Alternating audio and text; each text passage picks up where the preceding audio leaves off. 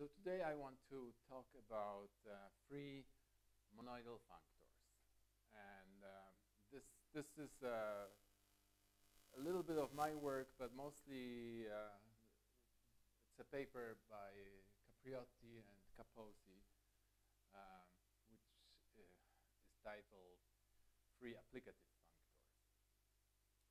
So let me position this talk in the universe of functors, right? So there is an applicative functor. Applicative functor is a functor that has two additional methods, let's call it, right? So one of them is just the analog, or actually the same as monadic return. It's called pure. And pure goes from A to FA. So F is this functor, right?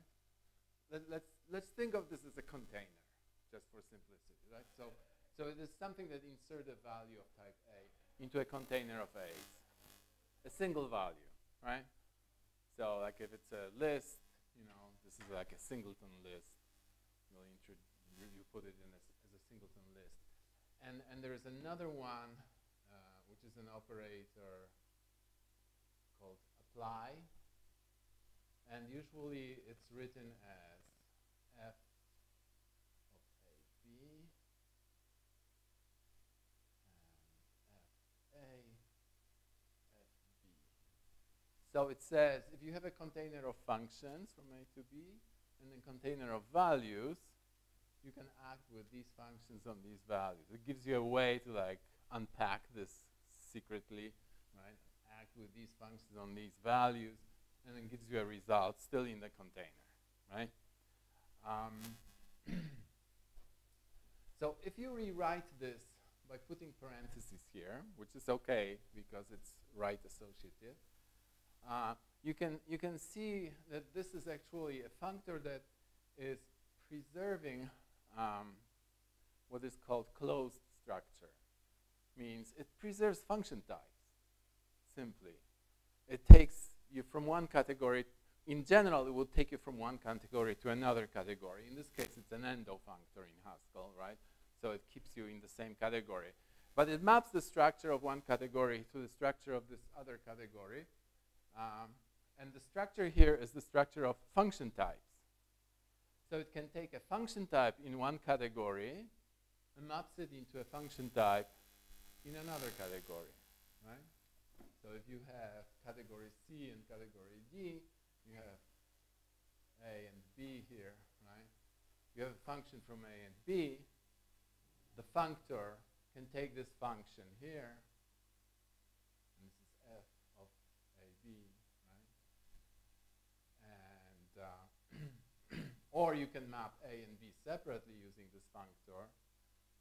So you'll get FA and FB, right? These guys. And you have an arrow between them, right? So taking an arrow and mapping it here, and taking objects and mapping them here, and then taking an arrow is related by this operator star. So there is a mapping from here to here. Okay? So this is kind of hand-wavy argument about what it means. It's actually, if you had a functor that strictly preserves the structure, then we would have something that goes in both directions. So these two things would be isomorphic. It's not strictly, therefore it's called lax. It's kind of relaxed way, right? It only goes one way. Now what I want to talk is equivalent. Except that, as you know, the closed structure function types are related to product types. So if you have a product in your category, you can induce function types. So a functor that preserves function types can be derived from a functor is equivalent to a functor that preserves products, right? So something that would preserve product means that if you have FA and FB, right, in one category, you have some kind of product, okay? Let me just make it very general. Then you have a mapping that goes into F. Okay. So this is sort of, I like this formulation as a so this is called the lax monoidal functor, right? It has this and this.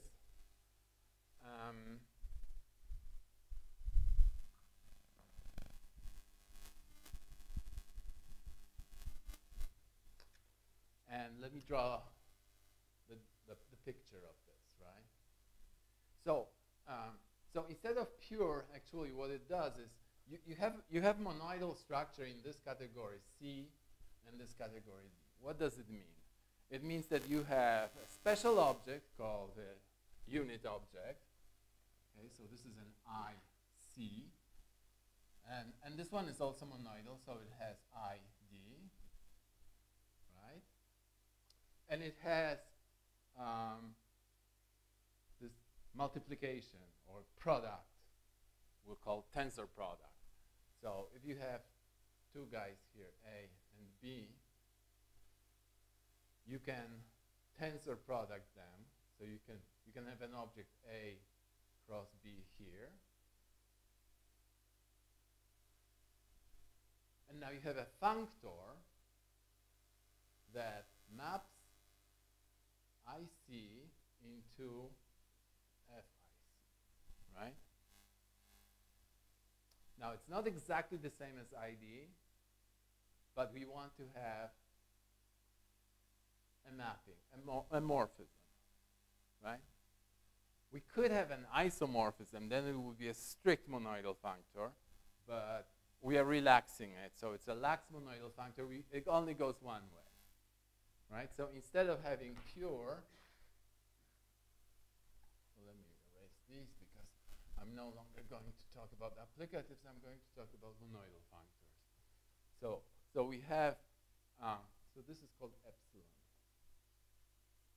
Epsilon goes from identity in D, this guy, to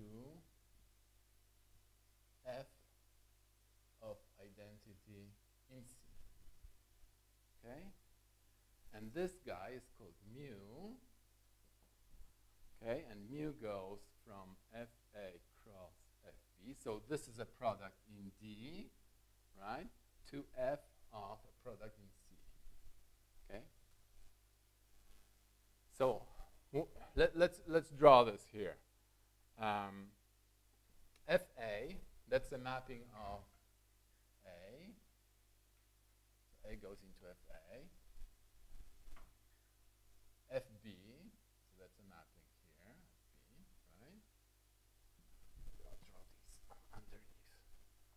Okay, so I can take now, in D, I can multiply these two, and I will get FA cross FB in D. So this is my left-hand side, okay? So this is the object, FA cross FB. But now I can also multiply these guys here, and I will have A cross B, but this cross here is in C, in the category C, okay?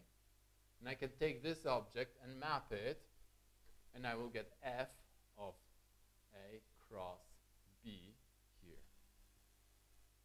And now I'm saying these two things, if they were isomorphic or the same, you know, then it would be a strict monoidal functor. F would be a strict monoidal functor.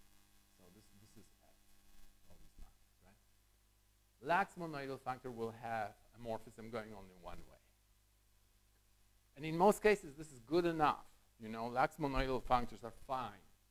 They preserve structure in one direction, but that's usually enough. So this is mu. Okay?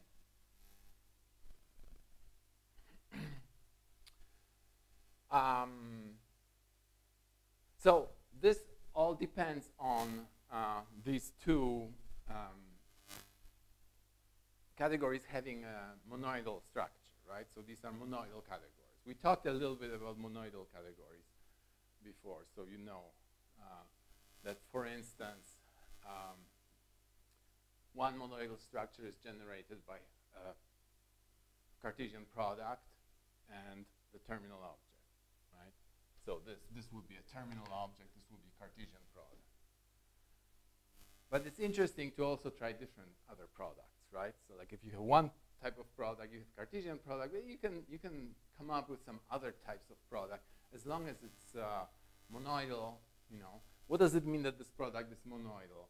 It means that there is a special object that there is a product, right? And then there is a special object that's a unit with respect to this product. So like I cross A is either equal or isomorphic to A. And A cross I. So if these things are just isomorphic, then it's called a monoidal category. If they are equal, that's called a strict monoidal category. They're just equal. And we'll see that there is actually a nice strict monoidal category that we can use. Okay. And the other thing is of course, we want this tensor product to be associative. Again, could be strict, could be up to isomorphism.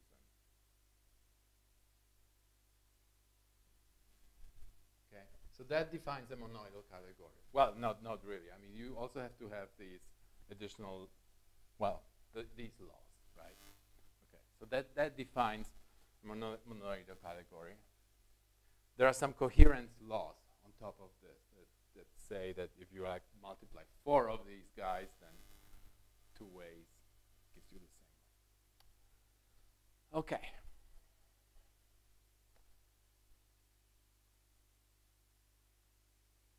So the beautiful thing about a monoidal category is that now inside the monoidal category you can define a monoid. Okay, and you can define a monoid in a kind of general way. So a monoid in a monoidal category is created by picking an element, picking an object. So let's pick an object M, right? And 2 morphisms. One is the thing that creates the identity for multiplication, right? So we'll pick it as a morphism. What do I call this? Eta, I think, yeah. So eta is a morphism from the identity object to M. In what way is this picking an identity for multiplication? Because we are creating a monoid, so we define multiplication and unit of multiplication. So if you think of this as an example in Haskell, the identity object is the unit type. So this is a morphism from unit type to M, okay, and a morphism from unit type to M just picks an element of M. So it picks one element of M. This element will be our unit, okay, with respect to multiplication. Okay, and also because this is a monoidal category, we can create the M square object, M times M, right? So a morphism from M squared to M, let's call it mu, is the multiplication. Because multiplication is what? It's a function that given 2, which means giving a pair, gives you a result, the product of these 2, right? So in fact, we can write, in Haskell, we can write a definition of a monoid, class monoid, where eta goes from unit, right? So identity here is unit, to mu, which goes from a pair of m to n, right? And this is not what you'd find as a what's the difference?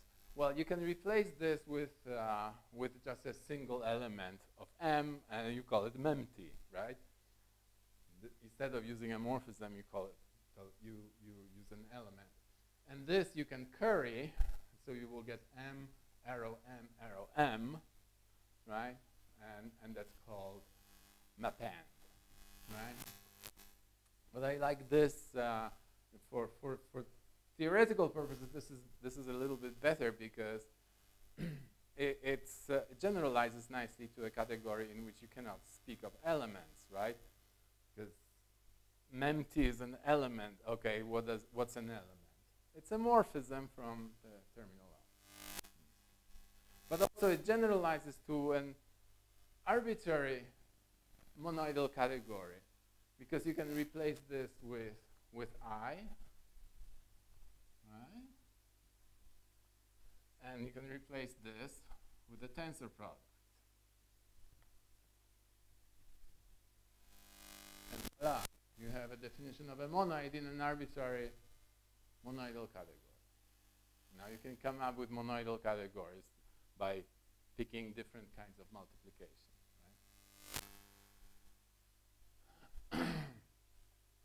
Okay, so this is monoid. Now, what's a free monoid? Okay, free monoid. Free monoid means that give me any type, and I will create a monoid out of this type. Okay.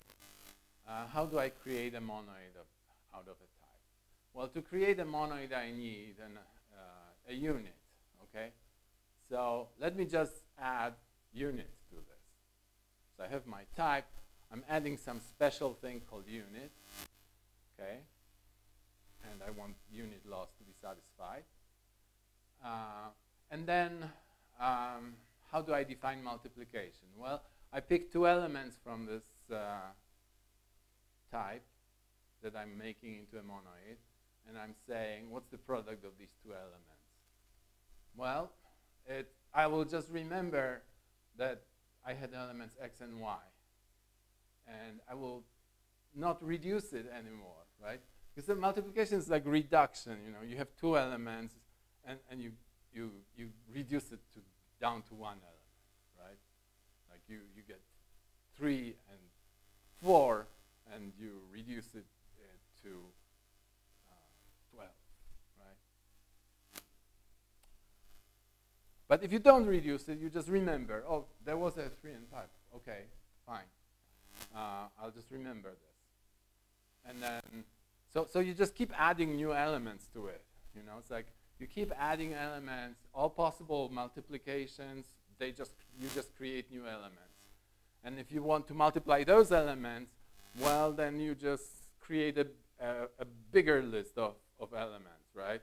So if you multiply x, y, z, you know, and you want to multiply this by some w, v, right? Then you will just say, oh, the product of these two things is x, y, z, w, v. Okay, that's a new element. Okay, so the only thing that you have to do here is because you want this to be associative, then you have to identify certain elements. So if you took this and you get this, but you could have obtained the same thing by doing xy times zwv, right? The same thing. So you have to identify the elements that you obtained this way. Okay? And what I'm showing you really, you know, you can recognize easily, I'm just talking about lists, right? This is a list, this is a list. I'm just concatenating lists. And I'm just saying, well, whatever you ask me to multiply, I'll just put it in a list, right? And keep it for later. Okay? So this is a free construction. It means You don't impose any reductions. You just freely multiply everything by everything, and then you just expand and expand and expand, like infinitely. Okay? So, a free monoid in Haskell, based on any type, is just a list of these elements, of this type, right? So, I can say instance monoid list of A, right? So I just want to show that list of A is a monoid, right? And mempty is equal to an empty list, and append is equal to the operator append lists, right? And you can also look at this, and of course I can rewrite it in this language as well. This is just the standard way of doing this in Haskell.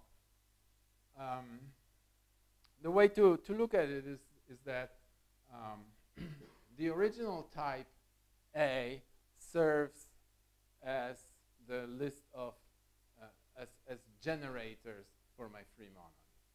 So the generators of my free monoids are these singleton lists that contain just one element. So for every element of A, let's say A is bool, then I would have, the generators would be true and false, right? So this is my starting point. I have two generators. Then I add to this my mempty, right? And then whenever I multiply them, I create a list of true, false, false, false, true, false, and so on, right? So this is how you generate a free monoid. Okay. So, but in practice, okay, in practice, how do you, so let's try to keep generalizing this stuff. What can we erase here? Let's erase this. We'll need some of this stuff later. Okay. So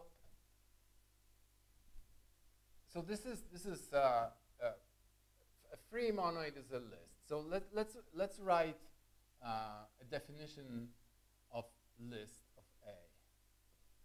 List of A, right?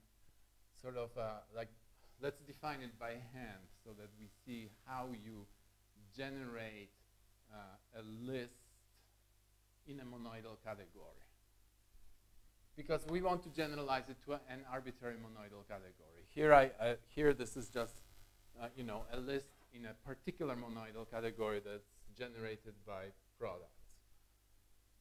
Okay, so it's nil or cons of A list A, right? So it's either an empty list or a cons of an head and tail, right? It's an inductive definition, right? Recursive definition. So if you remember how there is a simpler mathematical notation for this. This is a sum type, right? So this is a plus. This is a unit type because this has only one element. An empty list is just a singleton, right? So we can write list of A in mathematical notation as 1 plus, and this constructor constructs a pair of A and list A, right? So in general, this is A cross list A. Okay? So that's a pair. Cartesian product pair. Okay? Now this thing now generalizes easily to an arbitrary monoidal category because I can replace this. So let me say free A equals I, that's my unit object, plus A, whatever product I have, with list A. Okay? So this will work now for any arbitrary monoidal category.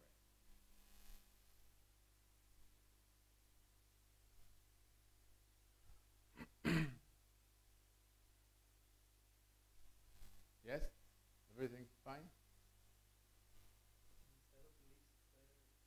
Free. Okay. Thank you. Thank you for paying attention. Yes. All right. Yeah. So a free monoid is a generalized list, okay, in a monoidal category. So this is a good intuition, right? So now,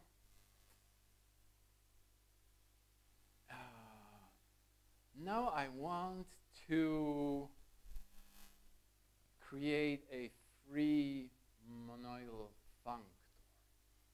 Okay, so I want to like use the same idea, but in the functor category. Okay, so far we've been working with a category of types and functions, right? But from categorical point of view, all categories are equal opportunity, right? So there is also this functor category, right? So if I could have a product in the functor category, if I could come up with a product in the functor category, then I could use this formula to create something free, right? So in particular, something that would, given any functor f, would produce a monoidal functor for me using this free construction, right? So I want to create a monoid out of some functor f. So like this formula here says, give me any object A, and I will create a monoid for you, free monoid for you, based on this A. I want to do the same thing, but use a functor and get a monoidal functor out of it. Okay? So a monoidal functor would be sort of like a list of functors, but what does it mean, a list? I have to find a way of multiplying functors. How do you multiply functors? Okay, so multiplying functors, I think I can erase this now. Let's say we have functors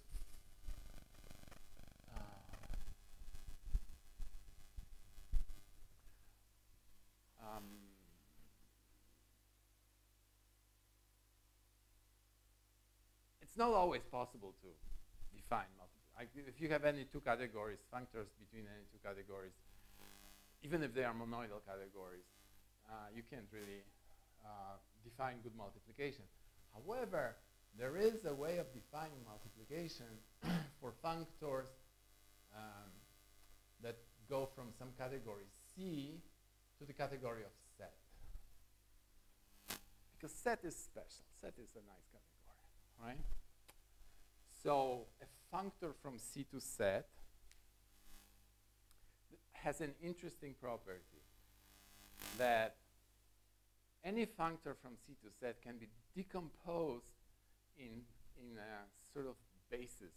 So like this functor category has, it's like, you know, in vector spaces, if you have a vector V, right, you can always write it as a sum, some coefficients AI times EI, where EI are the vector bases. So like you have these, let's say, orthogonal vector bases, right?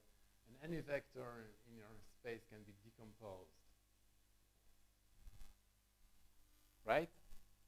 So is there something like this in category theory? That's an interesting, mind-blowing experience. And it turns out that yes. But what is sum in a category? Well, we have sum types, right? So this would be a sum.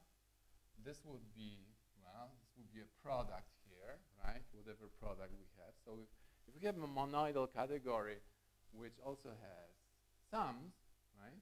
Not every category has sums, but let's suppose that we have sums. Then maybe there is a basis in it. So a basis in this category would be some very special functors from C2 set. Okay? And the very special functors from C2 set are the home functors. Okay? A home functor is something that takes an object A in a category C, right? And maps it into a set of morphisms from X.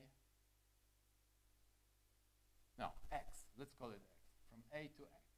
Okay? So let's fix some object A, right? And then we have this functor called the home functor. Now, I will have to show you that this is really a functor in X, so that I can map also morphisms. But this is really easy because these are functions here. These are morphisms. If you want to lift a morphism between X and Y, you will just prepend this function here to this function, and you will get a function from Y to from A to Y. Yeah, so simple diagram chasing shows that this is really a functor. So these functors, the home functors, they are known in Haskell as a reader functor. And this is usually taken as some kind of environment, right?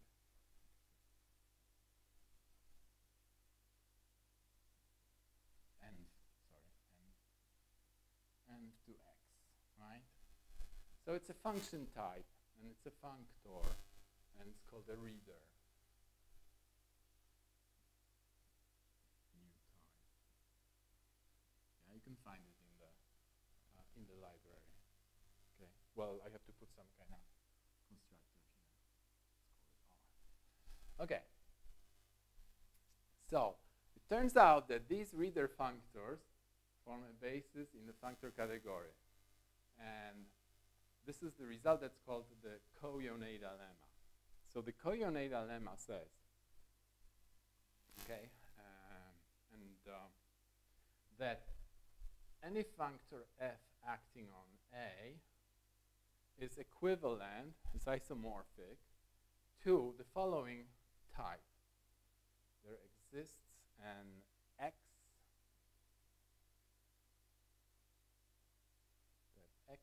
comma, no, F. So what is it? FA. Okay, FA. No, FX. FX and XA. Right, that makes sense, right? So you might be asking, well, what is that, right? That's an existential type, okay? So existential types generalize a coproduct or the sum, right? Because like remember when we were doing coproducts, they had these injections in left, in right, and you could construct a sum either by injecting A or injecting B. The generalization of this is, A plus B plus C. Okay, so you have a third injection, I don't know, in 1, in 2, in 3, that injects a third one, right? Now, if you go on like this for every type, then you get an existential type. It means this is a type that was generated by injecting one of these things. So when you were creating this type, you had some particular X. This X was, let's say, Boolean. or integer or so, right? You injected it, and you get an existential type. And now you're passing these existential types to somebody else, and what do? What can they do with this? They have no idea what x is. The only thing that they can do with this is apply this function to this. And how do you apply this function to this? Remember, f is a functor. Okay? So you just f map this function over this functor, and you get f of a. Okay?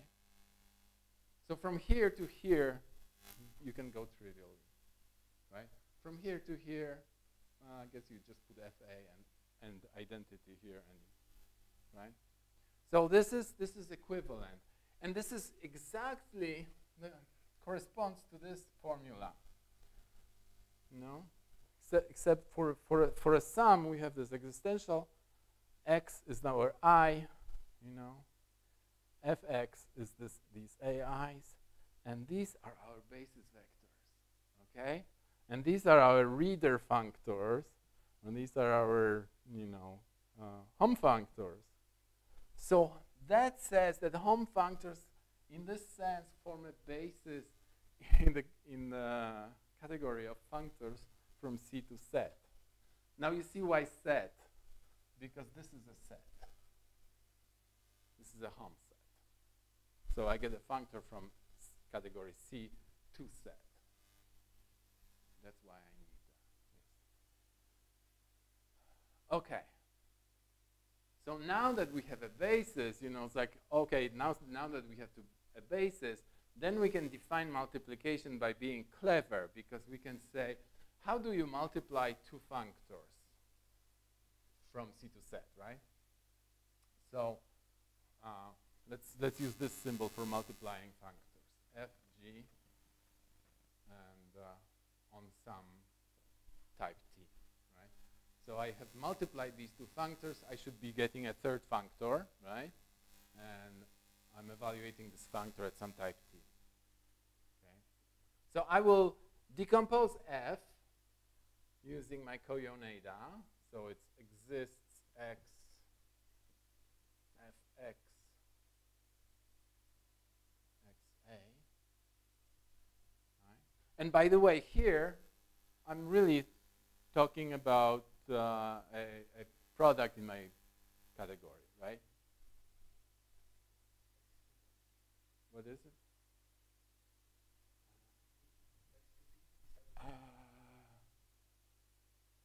T. Okay, let me. I don't want to confuse myself.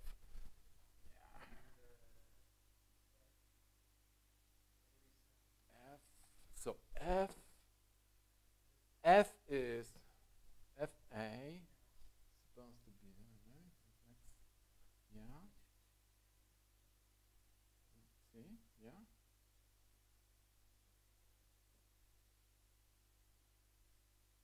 No, y. Different variable, right? Fy, gy, ya.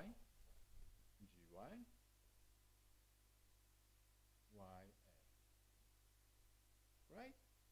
Okay. Now let's do some arithmetic on this. Like let's do some algebra. Pretend that it works. Okay?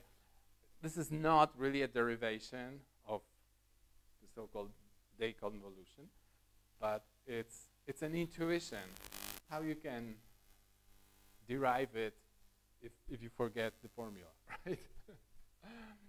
So let's suppose that we can simplify this by saying, well, let's take these two quantifiers outside, x, y, right?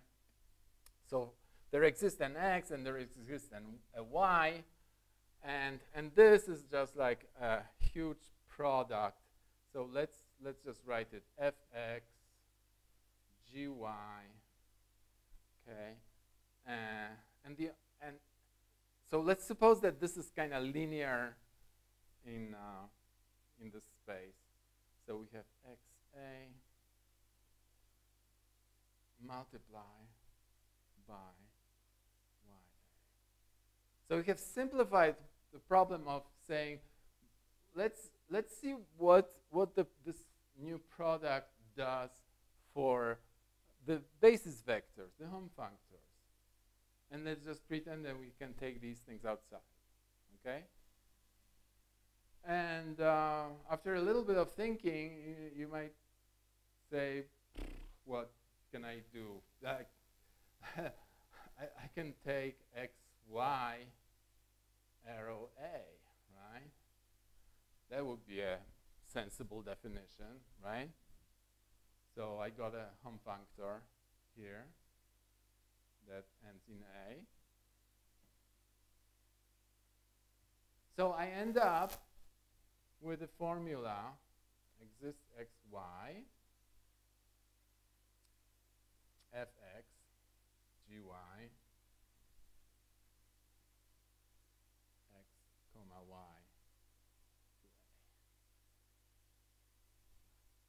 So it's a triple, right?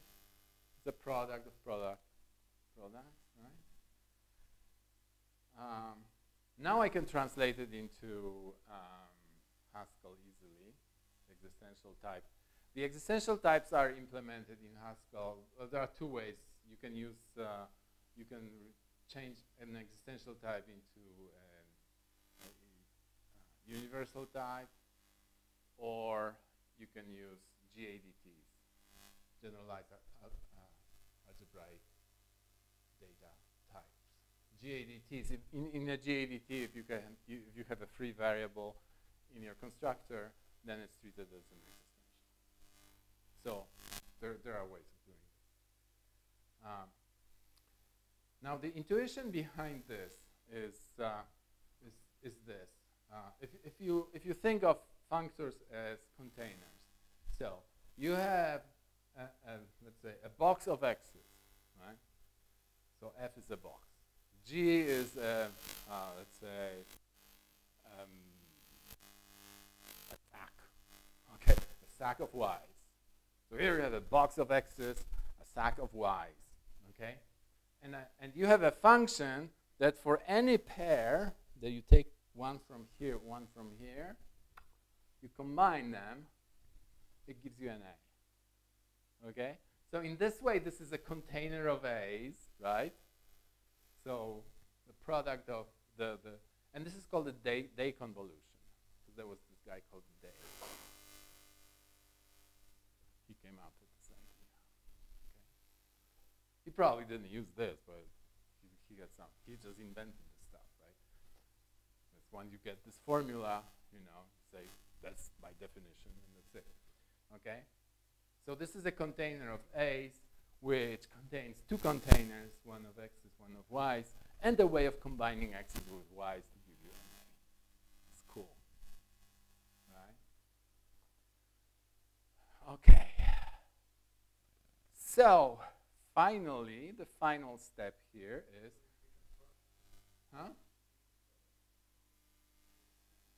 is this a product? Right, right. Is this a product? So do we have a monoidal category, right? Well, so what do we need? We need a unit, right? Identity, and we need associativity. Okay? So the answer is yes, up to isomorphism. So this is not on the nose, right? But yes. The unit for this thing is another one of these home functors. So a unit is a home functor. Like if you multiply a home functor by some f, then using the Yoneda lemma, you can reduce it and you get it. Okay? Just using Yoneda lemma. So, yeah, yeah, that will be another lecture about Yoneda. But it's so it actually generates a monoidal structure in a category of functors from C to Z. Okay. So now that we have this, we can say, okay, let me just use this product to create a list, right? So. But it's a list in a functor category, right? So So I'm generalizing this formula here by saying something like this. Free monoidal of some functor f. A becomes now a functor, right? So free monoidal of f. Now I have to give it an argument, as a type argument, right? Is equal I. So I is here an identity with respect to day convolution. And why does it reduce to just an identity functor? It does reduce, in this case, to an identity functor because we are in set. Okay? So I'm not going to go into details. You can find it in my blog. Okay? But it does reduce to this. Plus, and here I will put f star Fremon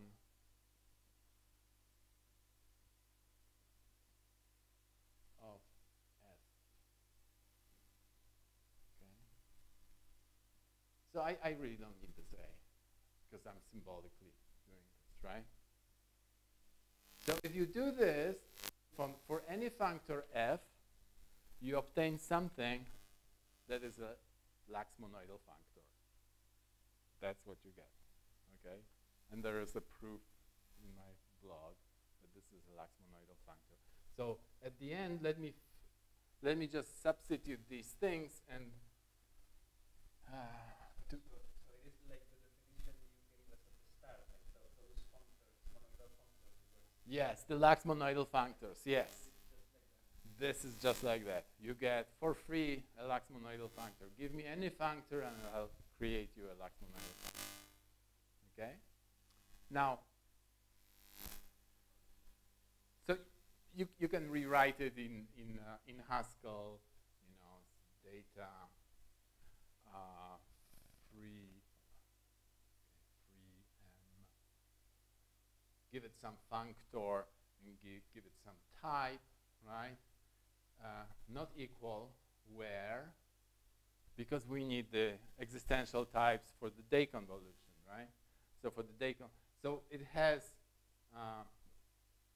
the unit, right? Done. It's called done, which takes t and goes to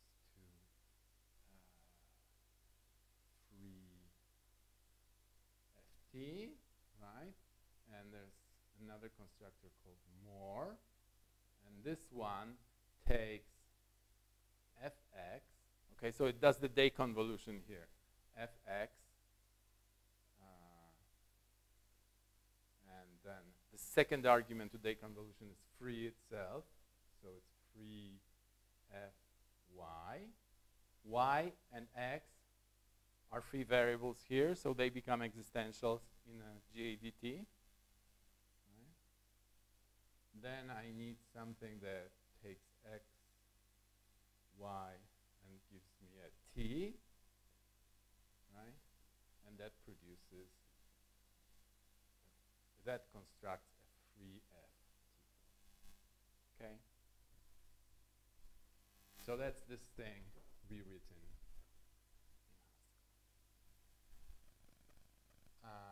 Okay. So, to summarize, I have to give you some kind of justification. Why would anyone do this, right? Oh, because it's so fun. So one justification is, well, the first justification is why would anyone want to have free applicatives? Since free monoidal is the same as free applicative, you know, you can translate this into free applicative. Why would anyone need a free applicative? Well, a free applicative, just like a free monad, whenever you write code that uses an applicative, right? So you write some code in which you are using some applicative functor, right? Now suppose that you change your mind later and say, I want to use the same code. This is good code, okay? I tested it and everything. I would like to use it with a different applicative functor, okay? Well, so what do? You rewrite it using a different applicative functor. Instead, what you can do is you can rewrite this code or write this code using a free applicative functor. And a free applicative functor, just like a free monoid, it does not reduce stuff, okay? So when you say, apply this container of functions to this container of arguments, it will actually not apply it, right? It will kind of store it. See? It just stores it for later, right? Just like when you say, for a free monoid, you say, well, multiply these two things together, but don't reduce it. Well, you store it in a list, right? So finally, at the end of your calculation, if you are using monoids, you'll produce a big list. And then you say, well, I actually was thinking of a monoid that's addition or multiplication, okay? Well, what do? You fold this list using multiplication, or you fold it using addition, right? So there is this folding. Finally, when you have something free, you can then apply an actual monoid to it and get a result. And with applicatives, the same. You have this free applicative structure at the end of your calculation. You can say, now I decided, I want to use a list zipper as my applicative, okay? And you just say, fold it. Apply this list zipper, and you get the result. Or you might say, no, I want to use a different applicative that actually pretty prints what I did, right? And you use pretty print, and you get a long string of operations that you did, and so on. Okay? So that's one application of this. And the other application that was actually this is why I wanted to do this, is because I'm struggling with this problem with lenses. Actually, not with lenses, but with traversals. When traversals use applicatives to apply to a traversable data structure. And I thought that maybe having a free, well, not free applicative, but free monoidal would be a better thing for me to do, because I wanted to do this stuff not on functors, but on profunctors, okay? Profunctors are fun. So I wanted to do this for profunctors, and I did this. So I generalized this stuff for profunctors. So I can have a free monoidal profunctor. That's the fun of it for me. Okay? Thank you.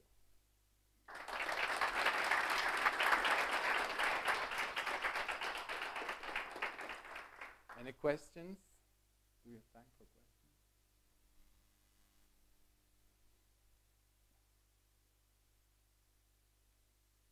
It's okay. You can ask me later.